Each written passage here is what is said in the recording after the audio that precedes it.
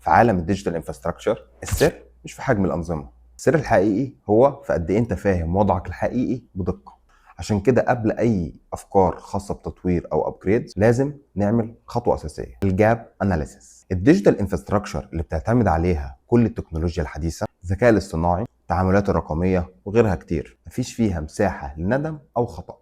والجاب اناليسيز هو المفتاح اللي بيقول لك بالظبط فين موقعك النهارده مقارنه بالمطلوب وايه اللي ناقص، عشان نتجنب اي مشاكل قد تكون مكلفه في المستقبل. طيب ليه الجاب اناليسيز اصلا مهمه؟ علشان نعملها في الديجيتال انفراستراكشر والداتا سنترز القديمه، لانه ببساطه بيكشف نقاط ضعف والثغرات اللي ممكن تسبب توقفات فجائيه، داون تايم او فقدان بيانات، او مشاكل قد نغفل عنها في الشركه او المؤسسه اللي احنا شغالين فيها. الجاب اناليسيس بيدي كل اصحاب القرار فرصه يبقوا عارفين ايه الحاجات اللي ناقصه، ويخططوا بخطوات قويه وسريعه لسد الجاب دي. بيساعد في تحسين توزيع الموارد بشكل افضل لتحقيق اعلى اداء بافضل تكلفه. تعالوا نتكلم عن خطوات تنفيذ الجاب اناليسيس.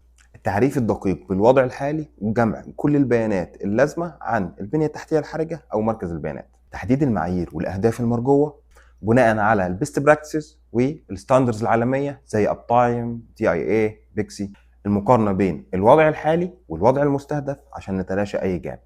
وضع خطط تفصيليه نسد بيها الجابس دي، وتطوير البنيه التحتيه وتحديث التقنيات الموجوده. طيب ايه هي فايده الجاب اناليسيس؟ ضمان عدم وجود قنبله موقوته ممكن تخسرنا فلوس او بيانات او سمعه الشركه او المؤسسه.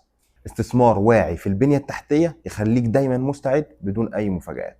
تحسين مستمر للبنية التحتية الحرجة وحمايتها من أي مخاطر. تابعوني في جزء تاني علشان نكمل الخطوات التفصيلية، الأمثلة والفوائد طويلة المدى للجاب أناليسيس.